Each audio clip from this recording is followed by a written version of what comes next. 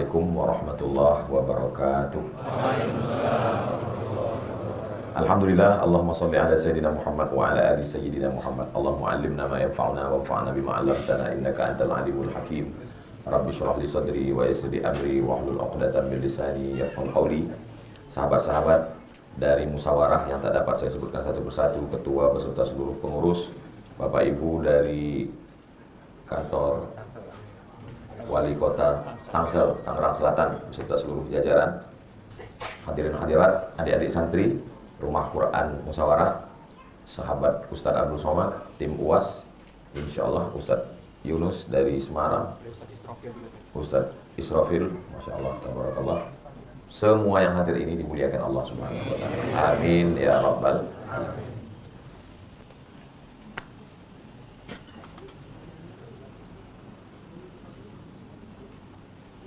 Ini tergantung, bisa jadi bakwan, donat. Ini bulat ring. Ring 1. Ring 1 ini yang masih jauh sekali dari jalan Allah Subhanahu wa Ta'ala. Jadi kalau jalan Allah itu lurus, wa anna hadza sirati mustaqima, jalanku ini lurus. Nah, ini kalau jalan Allah itu lurus, wa anna hadza sirati, sirat yang selalu kita minta ihdinas siratal mustaqim. Jalan yang lurus ini dia jatuh, terpleset. Itu kan kalau sawah, di tengah sawah ini padi, di tengah itu kan ada jalan dari tanah liat yang licin. Nah, itu dia ini terpleset, jatuh, sempat masuk ke kolam, nangguk-nangguk ikan. Loh, jauh sekali. Ada yang terpleset naik lagi, itu nggak terlalu jauh. Ini jauh sekali. Sejauh ini, inilah yang paling jauh. Jauh sekali. Pas mau kembali, ada saja. Nah, nantilah, nunggu tua lah, nunggu sakit lah, nunggu pensiun lah. Nah, nantilah, masih lagi enak, lagi nyaman, kongko-kongko, segala macam. Akhirnya, sakau, zina, mati dalam keadaan su'ul. Gak perlulah kita sebut nama-namanya. Emang kita tukang absen. Berapa banyak ini yang begitu jauh, sangat jauh. Padahal Allah Subhanahu wa Ta'ala kalau kita buka Al-Quran yang pertama kali di antara Asmaul Husna, Ya Aziz, Ya Jabbar, Ya Mutakabbir, Ya Qawiyu, Ya Matin, Ya Qawi yang maha kuat, Ya Matin yang maha gagah perkasa, Ya Aziz yang maha berkuasa. Ketika kita buka Quran yang pertama kali, nama adalah Bismillahirrahman, maha kasih, maha sayang. Datang orang yang berbuat dosa maksiat, Bani Israel. Saya banyak dosa, sudah membunuh 99 orang. Wahai pendeta Bani Israel, apakah Tuhan mengampuni saya? Apakah Tuhan itu mengampuni silap dosa saya? Kata pendeta Bani Israel, Tuhan tidak mengampunimu karena kau sudah membunuh 99 orang. Kau masuk neraka. Dia cabut pisaunya, kalau gitu kau yang ke-100. Genap semuanya. Tapi dalam Islam, pembunuh, pezina, pelakor, LGBT, makan riba, innallaha la yaghfiru ayyushraka bihi. Allah tidak mengampuni dosa syirik. Wa yaghfiru ma duna dzalika liman yasha. Allah mengampunkan semua dosa manusia. Semuanya diampunkan Allah. Mandi taubat, salat sunat taubat, memperbanyak istighfar kepada Allah, maka dibersihkan Allah sebersih-bersihnya. Jadi kita dakwahnya basyiru, berikan kabar gembira, la tunaffiru, jangan buat orang lari dari agamanya. Bagi kita yang sudah dekat kepada Allah, jangan buat orang lari jauh dari agamanya. Kenapa dulu banyak orang masuk Islam? Karena dulu agama itu ditampilkan dengan lembut, baik, sopan, santun. Wali Songo tahu bahwa ini masyarakat Nusantara ini suka dengan gamelan, suka dengan gending. Akhirnya ditampilkanlah lantunan-lantunan solawat, sekaten, syahadatain. Ditampilkanlah dengan gamelan, dengan angklung, dengan suara yang indah-indah. Mereka dulu, nenek moyang kita, familiarnya dengan candi. Kalau dibuat bangunan yang aneh, asing, mereka ketakutan. Akhirnya Sunan Kudus buat menara Masjid Kudus itu dalam bentuk candi. Sehingga mereka nggak kaget. Ini mereka, lembu ini sesuatu yang sakral. Akhirnya Sunan Kudus, sampai hari ini, teman saya kebetulan dulu satu asrama dari Kudus. Kata dia Idul Adha itu nyembelihnya tidak lembu. Sampai sekarang tidak menyembelih lembu. Kenapa? Karena supaya tidak membuat orang merasa takut, permusuhan. Pakai kerbau. Supaya apa? Untuk menjaga hati. Masa dia nyembah ini kita sembelih Tuhannya. Sampai begitu halusnya. Toleransi yang disuruh itu toleransi, malah kolaborasi. Jadi Islam itu menampilkan sesuatu yang lembut, yang baik, yang ramah. Wa ma arsalnaka illa rahmatan lil alamin. Para habaib itu kalau acara maulid menyembelih kambing, buat nasi mandi, ramai makan. Karena memang makna dakwah itu makan. Dakwah itu undangan makan. Da'a yad'u da'watan. Da'a past tense, yad'u present future.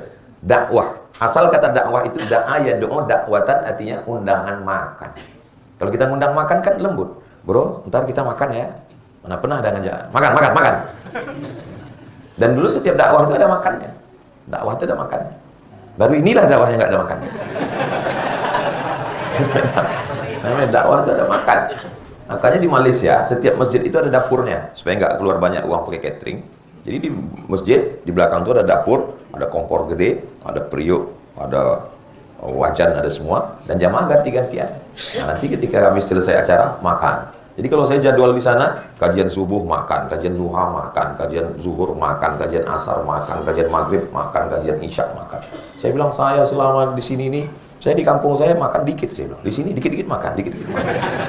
Karena memang makna dakwah itu adalah makan. Orang dikasih makan dulu, setelah makan, minum, kenyang, baru cerita dosa, cerita ibadah. Ini enggak, orang lapar, neraka. Di mana orang mau dekat dengan Islam? Jadi bagaimana kita ring yang jauh ini, terserah mau ring berapa, pokoknya ring jauh. Ini nanti saya mau dekat. Pasangannya nggak gitu Pak Ustadz, yang satu di dalam. Ya terserah saya yang nulis. Nah, yang jauh ini kemudian kita dekatkan lagi, barulah masuk dia. Ini ring 2. Yang 2 ini sudah mulai ke masjid, sudah mulai puasa, sudah mulai ngaji. Tapi ngajinya baru penikmat pengajian. Baru menikmati pengajian. Suka, saya senang dengan Ustaz ini. Kenapa? Saya kalau dengan dia merasa tenang, nyaman. Kalau pengajiannya 1 jam, saya baru 2 menit udah nyaman. Itu baru sampai pada level penikmat pengajian. Ini banyak. Tapi dibanding dengan yang ring 1, ini udah lumayan. Daripada enggak sama sekali. Makanya saya seumur-umur belum pernah marah, ngamuk sama jamaah yang misalnya dia ya kayak sapi kurban lah. Karena saya marah. Atau tidur, apa ini? Kenapa nggak hormat pada ustaz? Nggak pernah, sekali pun nggak pernah. Kenapa? Karena saya berpikir dia sudah masuk. Dia udah masuk itu aja udah alhamdulillah. Daripada dia di sini, siapa yang sanggup ngajak ini? Saya nggak sanggup ngajak ini. Ini Ustaz dari Sulaiman yang ngurus ini. Dari Sulaiman ke sana 40 hari ketemu sama pemabuk, masuk ke diskotik, masuk ke sini. Orang mabuk mati. Dia ngurus nih. Kalau saya kayak gini. Dia udah mau ngaji, udah mau. Kalau dia perempuan pakai hijab, begitu keluar, hijabnya rambutnya keluar juga. Nggak pernah saya marah-marah. Kenapa? Karena dia sudah mulai ada etikat baik, sudah ada mulai ingin. Tapi dia baru sekedar menikmati kajian. Nikmati kajian sana, nikmati kajian sana, nikmati kajian sana. Takbir kuat, takbir, Allahu Akbar. Tapi kalau keluar duit untuk dakwah, belum. Karena baru menikmati, sekedar menikmati kajian. Belum. Ibarat makanan, baru cicip-cicip aja. Nah, cicip. Kita kan kadang kalau ke airport itu kan sering ketemu dengan orang musyawarah kan. Iya. Saya sering. Dari tadi disenggol. Jadi, itu kadang kalau kita beli itu kan baru cicip dikit, baru menikmati. Cicip dikit, baru menikmati. Nggak boleh sebut, menjaga kode etik. Nah. Kalau waktunya habis, rasanya nggak habis-habis. Karena memang ini bulan puasa. Cuman biasanya saya ngasih tahu itu ke panitia. Panitia kalau waktu habis kasih tahu saya. Kalau ini saya nggak ngasih tahu panitia karena waktu kita banyak. Saya cuma ngasih tahu tim. Karena kalau tim ini nggak dikasih tahu, kami ketinggalan pesawat. Saya mau pulang. Ini tausiah terakhir nih. Nah, setelah dia jadi penikmat kajian, baru dia masuk R3. Ini ngajinya sudah mulai masuk ke hati. Kalau sudah kaji itu masuk ke hati, ringan dia berbagi. Ini seleksi. Bagi kita kawan-kawan sahabat-sahabat yang udah ngaji semua, yang udah sering ngaji, gimana kalau kita patungan ngumpul, kita mau pembebasan tanah, habis itu nanti kita mau buat bangunan rumah Quran, habis itu nanti kita mau buat santunan anak yatim. Itu biasanya udah mulai banyak yang permisi. Sebentar ya ada acara, mules. Nah, biasanya mulai asam lambung mulai kumat, gula darah mulai naik, berkunang-kunang. Ini R3. Di R3 ini seleksi alam. Makanya jangan heran majelis ini majelis ramai ini majelis. Kenapa? Setan ikut, iblis ikut, Fir'aun ikut. Jadi kalau ada orang nanya, Ustaz, kenapa majelis ini dikit, kenapa majelis ini ramai? Jelas ramai, orang nggak ada seleksinya. Namrus ikut, Fir'aun ikut, Mak Lampir, Nyi Blorong, Sudil Bolong, Suster Ngesot, Dracula, masuk semua. Ramai. Tapi begitu sudah mulai ada seleksi, tapi baru sekedar penikmat di sini. Ini mulai nampak. Oh, gitu kresek sudah mulai dibawa. Sedekah subuh untuk tahfiz Quran. Ada yang dompet ketinggalan, ada yang kartu dipegang istri, semua. Biasanya alasannya istri semua. Aduh, aku sih sebenarnya mau ngasih tapi istri. Pas istrinya ditanya, uang dia semuanya megang. Kalau kebetulan ya. Misalnya kebetulan yang saya omongin ini persis seperti yang jamaah alami. Ini saya nggak ada bocoran. Saya ini ustadz yang nggak bisa dibisik-bisikin, guys. Nggak ada orang yang berani bisik-bisik saya. Alladzi yuwaswisu fi sudurin nas. Jadi kalau kebetulan kisahnya sama, itu hanya kebetulan. Di luar tanggung jawab pembawa acara. Saya nggak bisa dibisik-bisik. Pernah ustadz dibisik pengurus? Pernah. Ustadz, tolong ustadz sampaikan hadis. Karena waktu kami pembangunan masjid ini, ada yang wakaf 300 juta, wakafnya diminta lagi. Oh, saya bacakan hadisnya. Al-aidu ila hibatihi. Orang yang meminta wakafnya kembali. Kal kalbil ladzi ya'udu ila qaihi. Seperti anjing. Kan enggak boleh nyebut anjing kan? Kal kalbil ladzi ya'udu ila qaihi. Seperti anjing yang menjilat muntahnya kembali. Berapi-api saya sampaikan. Pas selesai acara, datang ketua masjid. Mohon maaf Pak Ustaz, yang disindir enggak datang. Makanya saya enggak mau ini. Mana tahu ada orang merasa ini jangan-jangan Ustaz Somad ini udah dibisikin, nggak ada. Nggak ada bisik-bisik, nggak mempan sama saya itu. Saya nggak bisa digitukan. Saya ngomong ya terserah saya. Apa yang ada di kepala saya itu saya omongin. Nah, itu. Jadi kunci dengar tausiah saya itu satu, jangan ada merasa tersinggung, merasa benar. Karena beberapa jamaah tersinggung pulang meninggal. Saya nggak nakut-nakuti, cuma ngasih tahu aja. Ya? Jadi disinilah mulai nanti begitu nampak. Jamaah sekalian, saya baru saja pulang dari suku pedalaman Talang Mama. Begitu saya pulang dari dalam, itu saya lihat masjidnya itu seperti kandang sapi. Dindingnya papan, jangankan dipukul gini, pasti jatuh papannya. Lantainya itu tanah. Saya mau jamaah, itu yang kan seperti kandang sapi itu kita robah, kita bangun ke atas. Dan kita mau lantainya marmer, saya mau dari dinding ke depan itu terasnya luas, supaya kalau saya nanti masuk ke pedalaman, kita tidak lagi numpang ke rumah warga. Saya mau tidur di teras. Begitu ngomong, mulai seperti Nabi Musa pas lewat Laut Merah, mulai terbelah dua. Yang satu menghilang, tapi mendekat. Beberapa mendekat. Ustaz, kira-kira pembangunan biaya masjidnya berapa? Kami mau bantu. Begitu disebutkan harganya, yang terbelah ini terbelah lagi. Gitu dia. Memang di sini seleksinya. Kayaknya dari ketahuannya mengalami. Ya? Salah satu yang terbelah. Memang akan terjadi pembelahan masalah politik, masalah ekonomi. Yang tidak terbagi-bagi itu kan cuma hubungan kita. Karena kami sama-sama elek. Sampai mana tadi?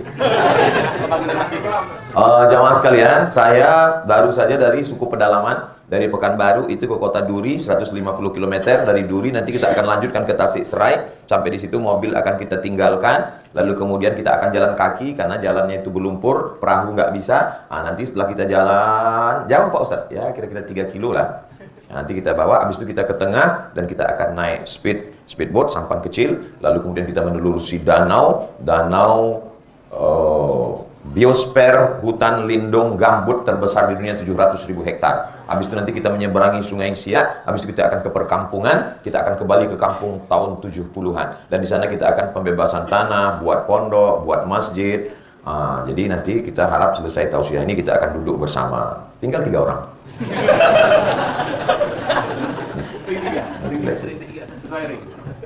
Dan saya, Ustadz pernah kecewa mengalami itu? Enggak. Kenapa? Karena memang mereka lah yang dipilih oleh Allah Subhanahu wa Ta'ala. Ini kita ngumpul nih semua emang ada pilihan. Mohon maaf, ada bapak-bapak dari kota Tangsel ini mengadakan pemaksaan massal? Enggak ada. Ini yang datang ini karena innama amruhu ila arada syai'an ayakula lahu kun fayakun. Allah yang memilih, Allah yang mempersatukan kita semua. Wahai Abdul Somad, innama anta munzir. Kau hanya pemberi peringatan. Lasta alaihim bimusaitir. Kau tidak bisa paksa mereka. Tak bisa kita main paksa-paksa. Datang saya bawa paksa, bawa pedang. Siapa? Dikeluarkannya pistol. Kau mau apa kali? Tidak bisa kita paksa. Jadi kita hanya sampaikan saja. Saya sampai hari ini masih masuk program-program pedalaman berbagi. Ustadz, kami ngaji ini dari yang ring 1 ini kan kami masuk kedua ini mau menghilangkan beban kami. Kami ini punya beban di kantor, di perusahaan, di bisnis kami, di keluarga, di jalan tadi baru kena tilang. Kami dekat dengan ngaji ini mau menghilangkan beban Ustadz. Malah kenal dengan Ustadz penuh dengan masalah. Nambah masalah, masalah santri lagi, masalah beras lagi, masalah anak yatim lagi, pembebasan tanah lagi, bangun masjid lagi. Kalau tahu gini saya nggak hijrah Pak Ustaz. Ini di sini. Di sinilah nampak kualitasnya. Jadi ibarat kue itu kalau yang ini baru cicip-cicip, di sini dia mulai masuk dan ada mengunyah. Di saat mengunyah itu nanti akan kelihatan mana gigi yang kuat, mana yang tidak. Nah, ada yang begitu sekali gigit lepas. Nah, mohon maaf yang kebetulan sakit gigi ini tersinggung lagi nanti. Hah? Ini ujian. Lalu kemudian masuklah dia mulai. Nih, R4 ini mereka yang sudah mulai menikmati. Kalau judul bukunya The Miracle of Giving, keajaiban memberi. Ternyata menerima itu indah, tapi memberi jauh lebih indah. Saya tentang masalah cincin ya, karena kebetulan saya pakai cincin 2. Ini baru dapat tadi malam dikasih, milik mereknya Casio.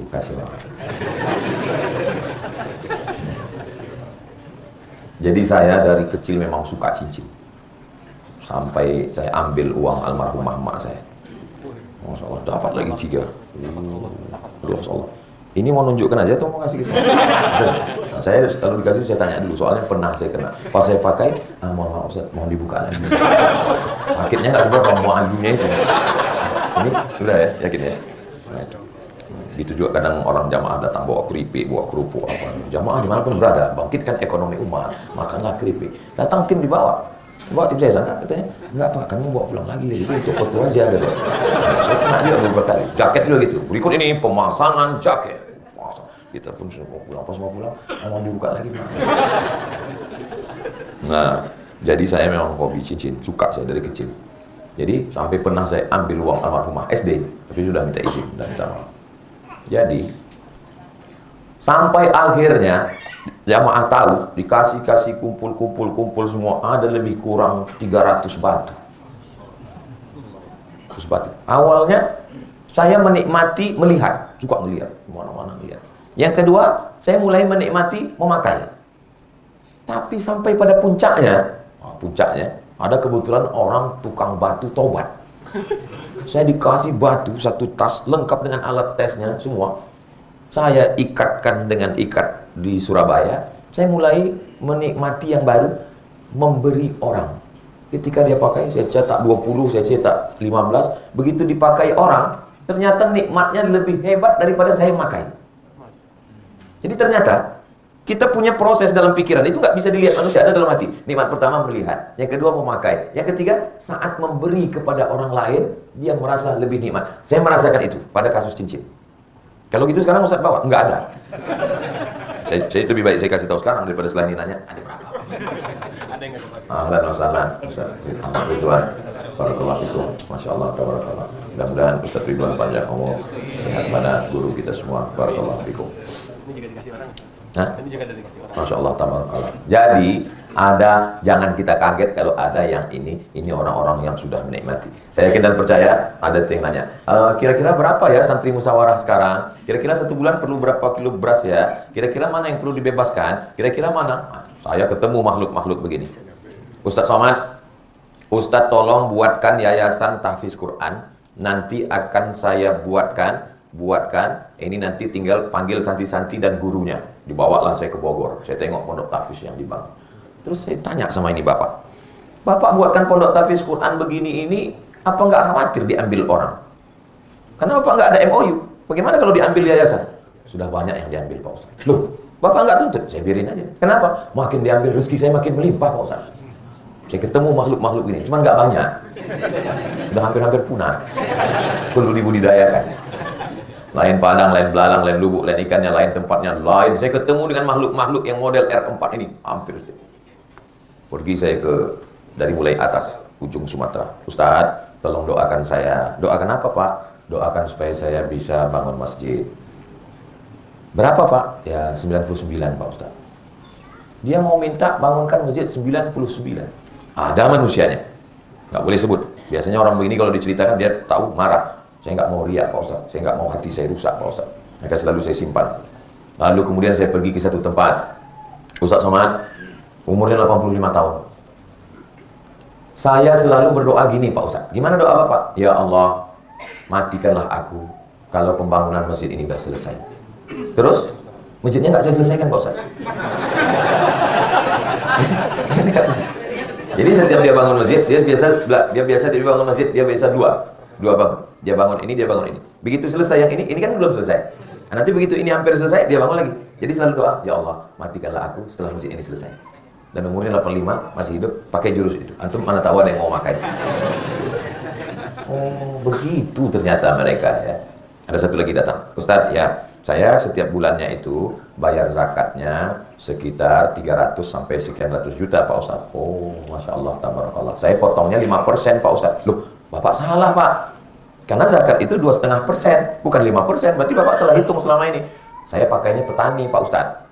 Petani kan 5%, pedagang 2,5%. Kenapa Bapak pakai 5%? Karena begini, Pak Ustadz. Pagi, waktu mau pergi ke sawah, itu kita masih bisa membedakan mana petaninya, mana sapinya. Tapi begitu sore, sudah sama bentuknya. Mereka yang berkubang di lumpur itu kena panas terik, berapa zakatnya, Pak Ustadz? 5% saya kata. Masa saya di ruang ber-AC 2,5%? Saya malu nanti di hadapan Allah. Ada manusia seperti ini. Ini ringan, Pak. Cuman dia memang makin kecil dia. Beda sama yang Fir'aun tadi katanya. Penikmat mulai sedikit, yang cicip-cicip mulai sedikit, yang mulai agak-agak lari sedikit. Ini makin sedikit, makin kecil. Tapi makhluk-makhluk ini ada, luar biasa. Pantang dia mendengar. Pak, ini kabarnya rumah yang selama ini disewa, yang punya itu saudara kita non-muslim. Dan kabarnya dia nggak mau lagi disewa, Pak. Terus dia bilang, berangkat dari sini, tapi kalau mau beli, jual. Tapi harganya tinggi, Pak. Berapa harganya? Harganya sekian. Udah kita angkat. Ada. Dan itu udah saya data, saya tulis orang-orangnya. Nah, nanti kalau meninggal baru saya diterbitkan bukunya. Kalau hidup dia takut riak semua. Begitulah manusia-manusia yang luar biasa ini. Saya dipertemukan Allah. Saya nggak pernah nyari mereka. Mereka pun nggak pernah nyari saya. Tapi dipertemukan dengan sesuatu. Orang-orang begini ini, Ustadz Fatih Karim banyak. Dia punya koleksi, itu di koleksi. Manusia-manusia unik yang luar biasa. Ini sudah mulai merasakan. Masalah rasa ini kan tidak bisa. Saya masuk ke suku pedalaman. Dikasih tahu.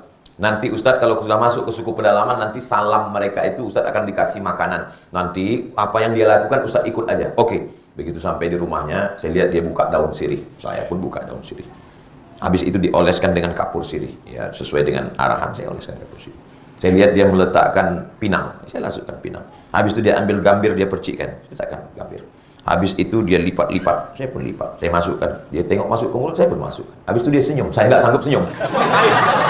Pahitnya minta ampun. Udah nggak enak. Saya telan juga lah. Berair biji mata. Untuk merasakan manisnya air sirih saja perlu bertahun-tahun. Daunnya sama, gambirnya sama, kapurnya sama. Kenapa rasanya beda? Karena dia memang. Saya baru itu mencoba. Disambutlah saya di bumi Minangkabau dengan tari piring. Ting ting ting ting ting ting ting ting ting ting ting ting. Datanglah anak kecil membawa tepak sirih. Buat tepak sirih. Saya nggak tahu. Begitu dikasih tepak sirih, saya ambil daun sirihnya satu. Saya rupanya Pak Bupati di sebelah sobek dikit aja. Nah, prank kita. Kenapa Bapak nggak ngasih tahu? Ustadz nggak nanya gitu ya. Untuk merasakan manisnya itu perlu latihan perubahan rasa sampai akhirnya. Wah, dibawa sampai kantor gubernur Jawa Barat. Wah, Kang Aher, Masya Allah, cipika-cipiki. Ustadz Somad, saya akan kasih Ustadz minuman terbaik. Oke, siapa takut saya bilang. Ini dari biji kopi sudah diseleksi. Lalu biji kopi yang diseleksi ini kemudian dimasukkan ke tanah. Tanahnya juga tanah pilihan, sesuai dengan berapa derajat Celcius di atas permukaan laut. Lalu kemudian dari sekian pohon ini, inilah pohon yang terbaik. Dan kopi ini sudah juara 1 musabakoh kopi internasional. Luar biasa ini ke akhir, saya bilang. Ya, inilah di hasil kopinya Pak Ustadz yang sudah seleksi. Saat pemetikannya, dilihat kulit kopinya, kualitasnya, bukan asal potong aja sampai daun-daunnya. Itu Ustadz kalau minum kopi pahit sekali, itu daun sama batangnya ikut sekalian. Ini kopinya pilihan Ustadz. Oh, mantap sekali ini Kang Aher, ya. Oh, akhirnya dituangkanlah. Ustadz saya kasih tahu cara menikmatinya. Nah, gimana Kang? Nanti dia nggak boleh langsung minum Ustadz, diseruput. Jangan bayangkan. Diseruput. Oke. Setelah diseruput Ustadz jangan langsung telan. Tahan dulu beberapa menit. Beberapa tahan. Saya pun ikut. Seruput Ustadz. Oke, tahan. Ya. Habis itu Kang Aher senyum. Ustadz merasakan pahit Kang Aher.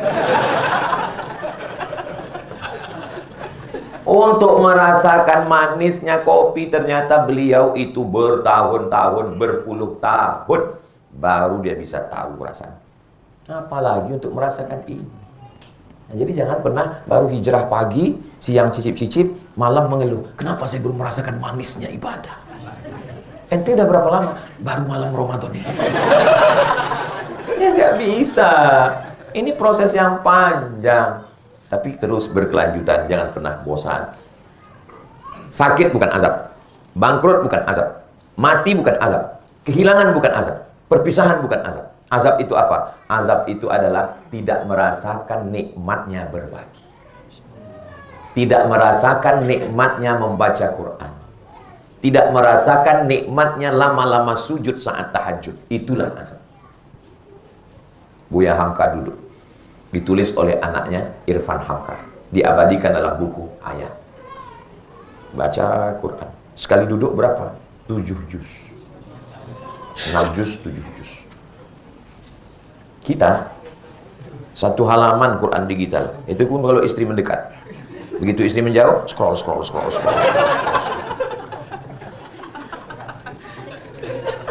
Itulah azab, itulah azab. Tidak merasakan nikmatnya baca Quran, tidak merasakan. Abu Darda diangkat tugas jadi imam di Damaskus, jadi imam. Malam itu dia baca Quran, paginya sahabat datang semua dengan berurai air mata. Apa kata mereka? Mata'atana lailata ya Abu Darda. Tadi malam engkau membuat kami sangat nikmat dalam ibadah itu, wahai Abu Darda. Bersyukur, terima kasih nikmatnya kami tadi malam. Berapa yang dibacakan Abu Darda kepada mereka? Rubu'ul Quran, 7 juz setengah. Kita kalau sampai imam itu baca 7 juz setengah, langsung kita telepon pengurus, tolong ganti member. Kenapa kita tidak merasakan manisnya tahajud? Kenapa kita tidak merasakan manisnya berbagi? Mereka yang sudah sampai pada level ini, maka ini mengatakan gila. Yang sudah sampai ke R4 ini, yang ini mengatakan ini gila. Lukisan. Semua berdecak kagum melihat lukisan. Seperti melihat kucing Anggora. Tiba-tiba datang beberapa orang melihat. Apa ini gila? Mungkin lukisan abstrak. Nggak sampai level dia ke situ. Tapi ini orang-orang yang sudah merasakan. Saya sudah kasih contoh makan sirih, minum kopi, lukisan abstrak, nggak juga paham. Memang orang lapar susah paham. Dasar lemah SDM. Tapi yang R4 ini pun masih bisa goyang. Manusia ini berapa Pak Ustaz? 1. Tapi dirinya yang 1 itu punya 3 sifat. Yang 1 ini jahat aja. Kalau ngomong sama dia 5 menit, cuma 3 detik pertama itu aja yang baik. Waalaikumsalam, itu baik. Habis itu jahat. Ini namanya ammaratum bisu. Inna nafsa la ammaratum bisu. Ammarah, jahat. Menyuruh kepada yang jahat. Lawan daripada yang ini. Ngomong sama dia, kita sudah manas-manasin dia. Ente diejek loh, ente lihat ini. Kita begitu semangatnya kita untuk mengadu domba dia. Membawakan screenshotnya. Lihat ini dia. Apa kata dia? Ya udah, maafin aja. Dengar itu kita pula yang mengamuk. Saya waktu baca buku Buya Hamka, waktu itu lagi semangat-semangatnya. Baca di bab-bab awal, dia dipenjara, dia dihina, dia dicaci maki.